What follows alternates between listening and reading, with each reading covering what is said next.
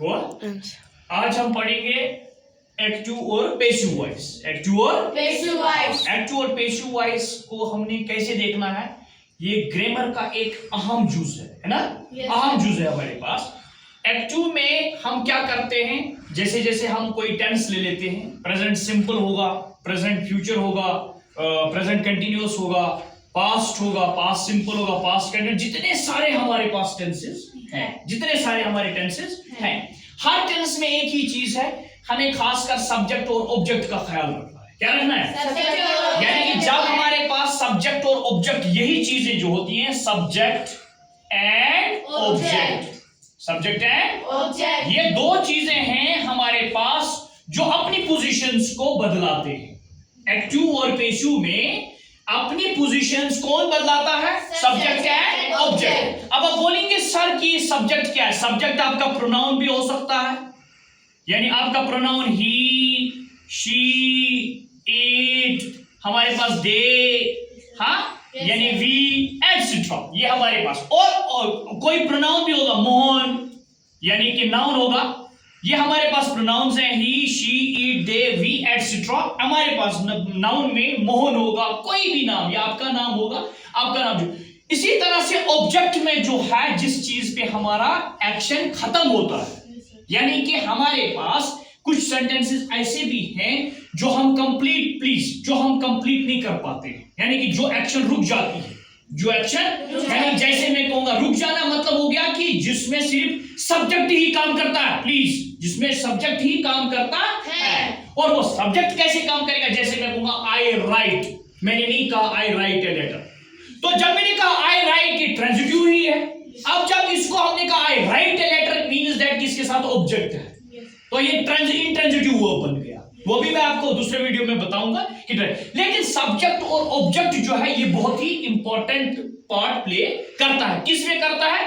Present simple tense में या कोई भी टेंस हो, लेकिन आज का जो हम उठाएंगे वो उठाएंगे हम प्रेजेंट सिंपल। दूसरी एक बात, एक्टिव और पैसिव वॉइस में कोई भी जुमला जो होगा उसमें हम सिर्फ वॉइस और स्ट्रक्चर को चेंज करते हैं। जब हमारा एक्टिव में सेंटेंस होगा आई ईट फूड, आई ईट फूड, इसका मतलब चेंज नहीं होगा, the meaning of the sentence will not be changed, but only the voice and the structure of the sentence will be changed। लेकिन उसमें और कोई तब्दीली नहीं होगी, मतलब में कोई फर्क आपको पड़ने वाला नहीं है। तो आज दिन के लिए हम प्रेजेंट सिंपल का एक ये टेंस उठाएंगे और इसमें कुछ सेंटेंसेस देखेंगे और उन्हीं को हम फिर परखेंगे, फिर हम उनका पैसिव वॉइस बनाएंगे, लेकिन हम एक्टिव में लिखेंगे। प्रेजेंट सिंपल होता क्या है? यानी वो टेंस जिसमें हम एक्शन ज़माने हाल में करते हैं, यानी कि अभी करते हैं, लेकिन इसका एक चीज है, ये एक्शन कब शुरू हुआ और कब ये खत्म होने वाला है, इसमें इंडेफिनेटनेस है, कोई डेफिनेट, लेकिन ये चल रवा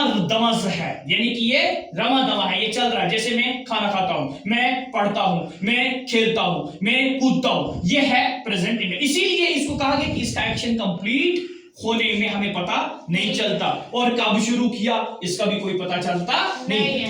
उसी प्रेजेंट सिंपल को, यानी प्रेजेंट इंडेफिनिट को उठाएंगे। जैसे आप सेंटेंसेस बताओ, आई, जैसे अभी कहा, इस आई राइट ए लेटर। अब देखिए इसको हम क्या करेंगे, आई राइट ए लेटर, यहां पर ये ऑब्जेक्ट है, यहां पर क्या है, ये ऑब्जेक्ट, शाबाश, और यहां पर जो आई है ये क्या है, सब्जेक्ट, यानी ये इतना ही है, ये सब्जेक्ट है, क्या है, सब्जेक्ट। तो इसका मतलब है कि यहां पर एक एक्टिविटी होगी, यानी एक्टिविटी होगी, वो एक्टिविटी है डिस्प्लेसमेंट एक्टिविटी, जिसको हमने पहले ही भी कहा, यानी डिस्प्लेसमेंट एक्टिविटी। वो क्या है?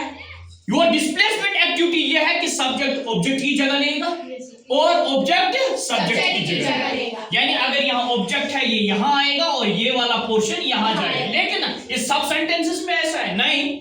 ये सिर्फ हम जब सीक्वेंस टेंसेस की करते हैं, उनमें से अगर कोई सेंटेंस इस किस्म के आ जाते हैं तो हमें सब्जेक्ट डिस्प्लेसमेंट एक्टिविटी में सब्जेक्ट और ऑब्जेक्ट को बदलाना है, लेकिन सब सेंटेंसेस में ऐसा पॉसिबल नहीं है। समझ आ रही बात? तो ये हो गया ऑब्जेक्ट और ये हो गया सब्जेक्ट। लेकिन अब एक और काम भी है, हमारे पास ऑक्सिलरी वर्ब्स भी हैं। क्या है? ऑक्सिलरी वर्ब्स, यानी कि जो इसमें हमें इस्तेमाल होगी, इज है और हमारे पास आर है, ये दो ऑक्सिलरीज यानी हेल्पिंग वर्ब्स हमारे साथ में इस्तेमाल होते हैं। तीसरी एक और बात, हमें जो पहला वर्ब है ये याद रखिएगा, जब भी आप प्रेजेंट सिंपल टेंस कर रहे हैं तो ये हमेशा के लिए ये थर्ड फॉर्म में चेंज हो जाएगा। किस में हो जाएगा? ये किस में है इस वक्त? V1 में है ना? ये V3 में चला जाएगा। अब देखिए, अब हम डिस्प्लेसमेंट एक्टिविटी में क्या करेंगे, हम लिखेंगे ए लेटर,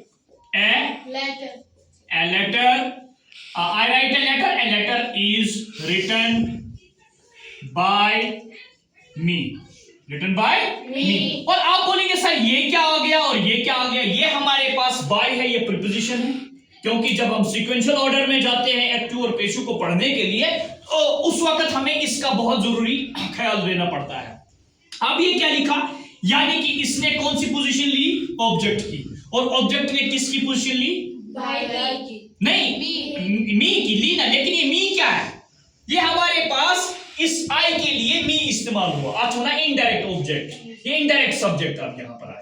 समझ आ रही बात? अदरवाइज हम दूसरे ग्रामेटिकल अगर नरेशन मौजूद तो वहां पर इनडायरेक्ट ये ऑब्जेक्ट माना जाएगा, लेकिन यहां पर ये इनडायरेक्ट सब्जेक्ट है। क्यों? क्योंकि ये डायरेक्ट सब्जेक्ट है और ये इनडायरेक्ट सब्जेक्ट है। समझ आ रही बात? और अब ये क्या है, दूसरी बात, इसको आप रिलेटिव प्रोनाउन भी कह सकते हैं, रिफ्लेक्सिव भी कह सकते हैं, बहुत ट्रेडिशनल ग्रामर जो कहा है। तो अब देखिए, अब आप बोलेंगे सर कि आपने पहले कहा, मैंने कहा स्ट्रक्चर ऑफ पैसिव वॉइस, यानी जो एक्टिव में सेंटेंस है उसको हमने स्ट्रक्चर चेंज किया। जैसे a letter is written by me, यहां पर क्या, I write a letter। तो इसका मतलब है ना, मैं एक खत लिखता हूं, मैं एक खत लिखता हूं। यह है ना एक सेंटेंस, ये पैसिव में, ये एक्टिव में। अब इसको हमने पैसिव में क्या लिया, a letter is written by me। अब इसका उर्दू में पैसिव क्या बनेगा, मुझसे एक खत लिखा जाता है। सुनिए, मुझसे, मैं खत लिखता हूं, मुझसे एक खत लिखा जाता है। देखो, आपका वॉइस ही चेंज हो गया और आपका स्ट्रक्चर चेंज हो गया, यानी कि the structure and the voice of the sentence has been changed but the meaning remain same. यानी कि अगर आपने कहा मैं एक खत लिखता हूं, यानी बाहर से चीज लिखा, फिर हमने कहा मुझसे, जब इसको हमने पेशे में लाया हमने कहा मुझसे एक खत लिखा जाता है, मतलब दोनों सेंटेंसेस का सेम है, यानी इसमें कोई अंतर नहीं हुआ। अब इसी तरह दूसरे और भी सेंटेंसेस बोलो आप। She cook food। हाँ, she cooks food, not cook food, she cooks food, she cooks food। अब यहां पर क्या बनेगा, फूड यहां आएगा, यहां क्या आएगा, is, food is cooked, यानी कि ये क्या है, V1 है ना? Yes, sir। और ये किस में चेंज हो जाएगा, V3 में। फूड इज कुक्ड बाय हर, यहां पर क्या है, शी के बदले क्या बनेगा, हर। समझ आ रही बात? Yes, इसी तरह से आप कोई भी, जैसे Mohan writes a story, Mohan writes a story. यहां पर ऑब्जेक्ट क्या है, स्टोरी, मोहन क्या है, सब्जेक्ट। तो हम क्या लिखेंगे, ए स्टोरी, हाँ, a story is written, write का क्या बनेगा, ये थर्ड फॉर्म में चेंज हो गया, रिटन बाय मोहन, यानी कि ये डिस्प्लेसमेंट। और याद रखिएगा कि जब आप प्रेजेंट सिंपल पढ़ते हैं, प्रेजेंट सिंपल को यानी कि टर्न करने के लिए, यानी कि उसको कन्वर्ट करने के लिए, पैसिव वॉइस बनाने के लिए हमेशा के लिए याद रखिएगा कि हमें थर्ड फॉर्म ऑफ वर्ब में उसको चेंज करना पड़ता है। जैसे यहाँ राइट होगा तो ये रिटन बना, यहाँ पर कुक्स था तो हमने इसको कुक्ड बना दिया, यहाँ पर दूसरी बार भी रिटन आया, राइट आया तो हमने इसको रिटन बना दिया। साथ में हमें एक चीज का ख्याल रखना है, अगर प्लूरल होगा, जैसे मैं कहूंगा Mohan writes stories, Mohan writes stories, तो हम क्या करेंगे, stories are written by Mohan, stories are written by Mohan. अगर यहाँ पर एक स्टोरी की बात की है तो हमने क्या लिखा, स्टोरी इज। अगर यहाँ स्टोरीज होता, कहानियां, तो हम क्या लिखते, स्टोरीज आर। तो यानी कि मोहन कहानियां लिखता है, तो उर्दू में क्या बनेगा इसका ट्रांसलेशन, यानी कि मोहन से कहानियां लिखी जाती है। Okay, Yes, sir। समझ आया? Yes, sir। ठीक है।